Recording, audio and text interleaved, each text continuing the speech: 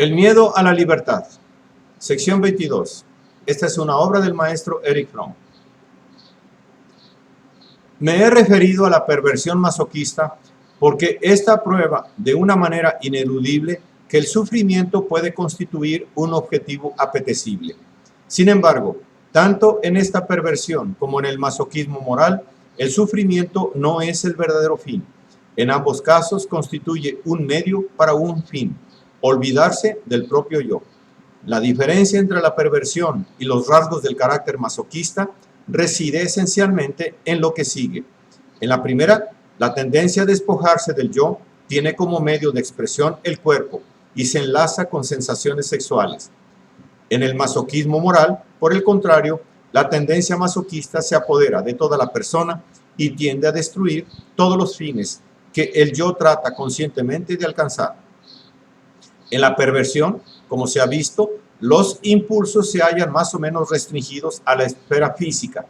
Además, su función con la sexualidad les permite participar en la descarga de la tensión que ocurre en la esfera sexual, obteniendo de este modo una forma directa de alivio. La anulación del yo individual y el intento de sobreponerse por ese medio a la intolerable sensación de impotencia constituye tan solo un aspecto de los impulsos masoquistas. El otro aspecto lo hallamos en el intento de convertirse en parte integrante de alguna más grande y más poderosa entidad superior a la persona, sumergiéndose en ella.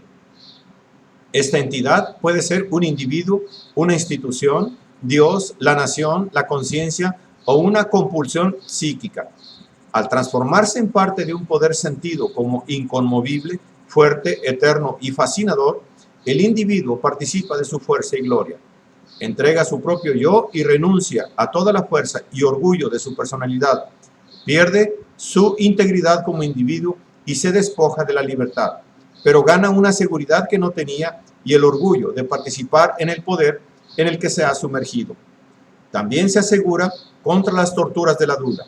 La persona masoquista, tanto cuando se somete a una autoridad exterior como en el caso en que su amo sea una autoridad que se ha incorporado el yo, la conciencia o alguna compulsión psíquica, se salva de la necesidad de tomar decisiones, de asumir la responsabilidad final por el destino del yo y, por lo tanto, de la duda que acompaña la decisión. También se ve aliviado de la duda acerca del sentido de su vida o de quién él es. Tales preguntas hallan contestación en la conexión con el poder con el cual el individuo se ha relacionado. El significado de su vida y la identidad de su yo son determinados por la entidad total en la que ha sumergido su personalidad. Los vínculos masoquistas son fundamentalmente distintos de los vínculos primarios. Estos existían antes que el proceso de individuación se hubiera completado. En ese entonces, el individuo todavía formaba parte de su mundo social y material y no había emergido por entero del ambiente. Los vínculos primarios le otorgaban genuina confianza y la seguridad de saber a qué lugar pertenecía. Los vínculos masoquistas son una forma de evasión, de huida. El yo individual ya ha emergido como tal, pero se siente incapaz de actualizar su libertad. Se siente abrumado por la angustia, la duda y la sensación de impotencia. El yo intenta hallar seguridad en los vínculos secundarios. Así podríamos llamar a los lazos masoquistas, pero su intento nunca puede tener éxito. La emergencia del yo individual no es un proceso reversible. En su conciencia, el individuo puede sentirse seguro y tener el sentimiento de pertenecer a algo o a alguien, pero fundamentalmente no deja de ser un átomo impotente que sufre bajo la sumersión de su yo.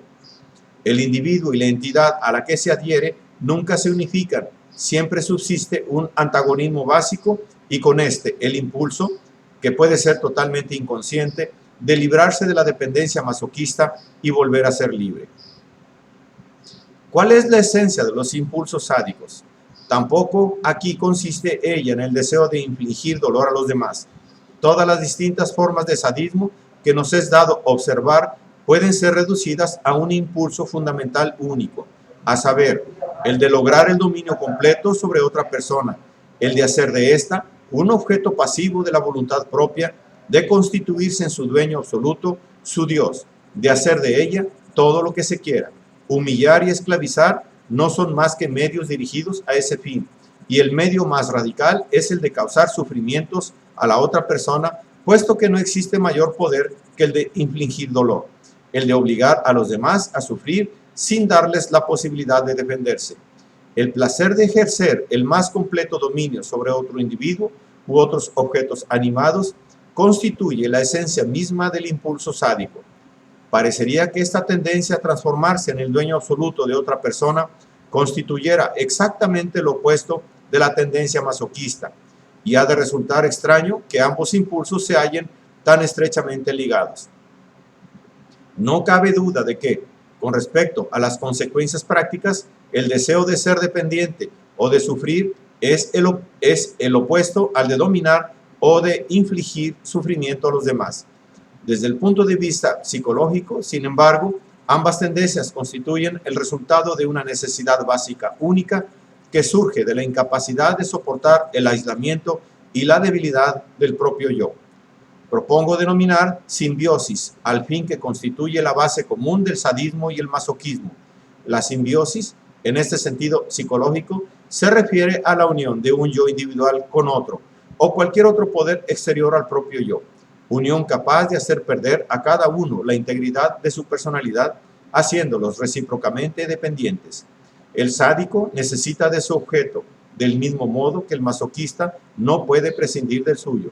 La única diferencia está en que en lugar de buscar la seguridad dejándose absorber, es él quien absorbe a algún otro.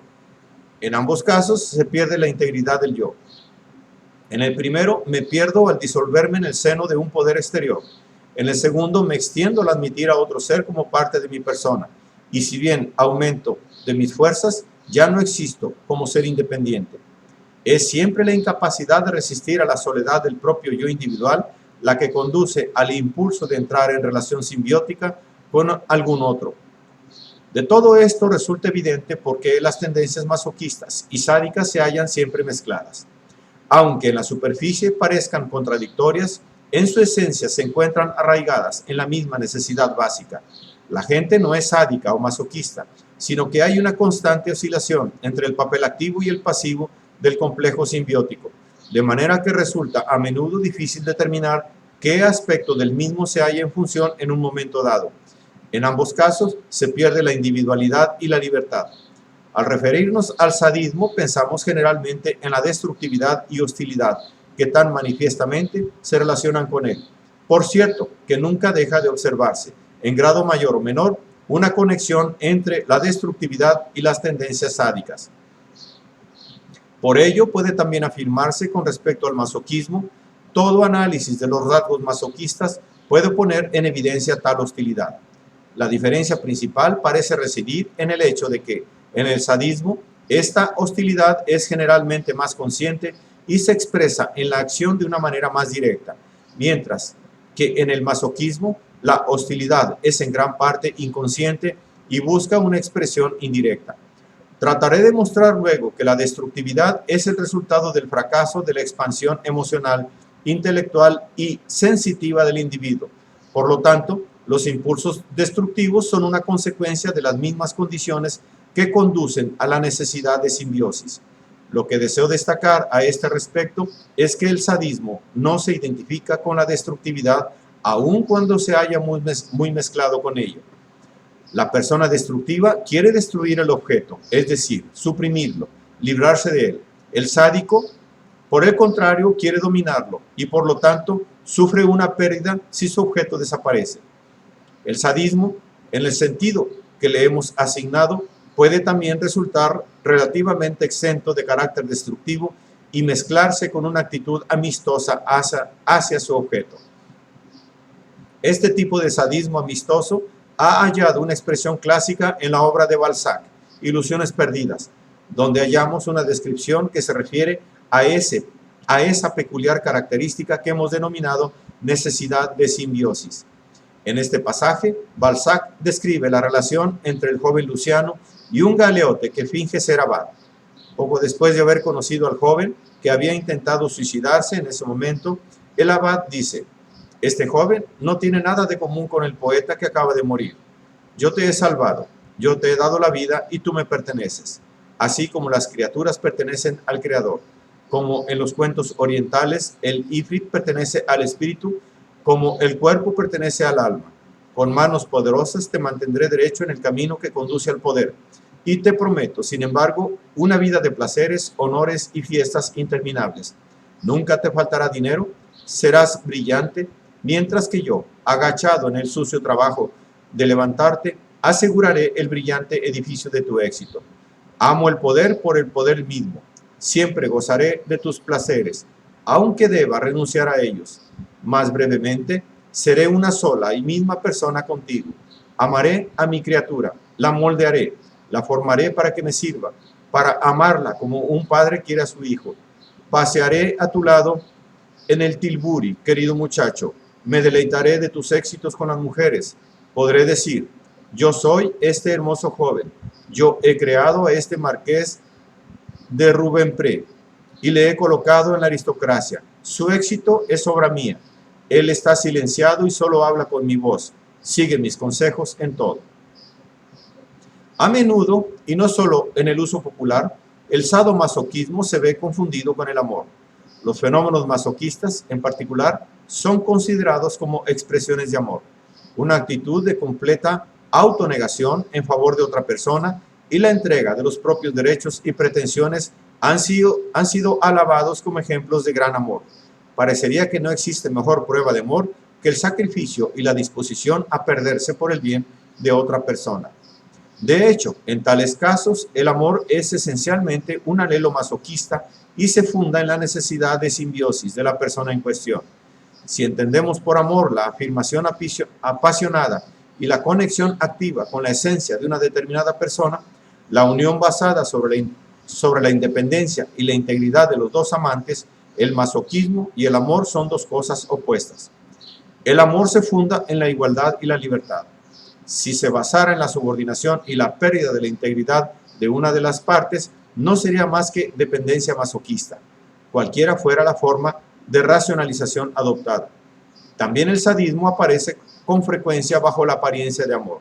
Mandar sobre otra persona, cuando se pueda afirmar el derecho de hacerlo por su bien, aparece muchas veces bajo el aspecto de amor, pero el factor esencial es el goce nacido del ejercicio del dominio. En este punto surgirá, por cierto, una pregunta por parte del lector. ¿No es el sadismo, tal como lo hemos descrito, algo similar al apetito de poder? La contestación es que, aunque las formas más destructivas del sadismo, cuando su fin es el de castigar y torturar a otra persona, no son idénticas a la voluntad de poder, esta es sin duda la expresión más significativa del sadismo. El problema ha ido ganando cada vez mayor importancia en nuestros días. Desde Hobbes en adelante se ha visto en el poder el motivo básico de la conducta humana. Los siglos siguientes, sin embargo, han ido concediendo mayor peso a los factores morales y legales que tienden a contenerlo. Con el surgimiento del fascismo, el apetito de poder y la convicción de que el mismo es fuente del derecho han alcanzado nuevas alturas. Millones de hombres se dejan impresionar por la victoria de un poder superior y lo toman por una señal de fuerza. Por cierto, que el poder ejercido sobre los individuos constituye una expresión de fuerza en un sentido puramente material. Si ejerzo el poder de matar a otra persona, yo soy más fuerte que ella. Pero en sentido psicológico, el deseo de poder no se arraiga en la fuerza, sino en la debilidad. Es la expresión de la incapacidad del yo individual de mantenerse solo y subsistir. Constituye el intento desesperado de conseguir un sustituto de la fuerza al faltar la fuerza genuina. La palabra poder tiene un doble sentido. El primero de ellos se refiere a la posesión de poder sobre alguien, a la capacidad de dominarlo. El otro significado se refiere al poder de hacer algo, de ser potente. Este último sentido no tiene nada que ver con el hecho de la dominación. Expresa dominio en el sentido de capacidad. Cuando hablamos de impotencia nos referimos a ese significado. No queremos indicar al que no puede dominar a los demás, sino a la persona que es impotente para hacer lo que quiera. Así, el término poder puede significar cada una de estas dos cosas. dominación o potencia. Lejos de ser idénticas, las dos cualidades son mutuamente exclusivas. La impotencia, usando el término no tan solo con respecto a la esfera sexual, sino también a todos los sectores de las facultades humanas, tiene como consecuencia el impulso sádico hacia la dominación. En la medida en que un individuo es potente, es decir, capaz de actualizar sus potencialidades sobre la base de la libertad y la integridad del yo, no necesita dominar y se halla exento del apetito de poder. El poder, en el sentido de dominación, es la perversión de la potencia, del mismo modo que el sadismo sexual es la perversión del amor sexual. Es probable que rasgos sádicos y masoquistas puedan hallarse en todas las personas. En un extremo se sitúan los individuos cuya personalidad se halla dominada por tales rasgos, y en el otro aquellos para los cuales el sadomasoquismo no constituye una característica especial.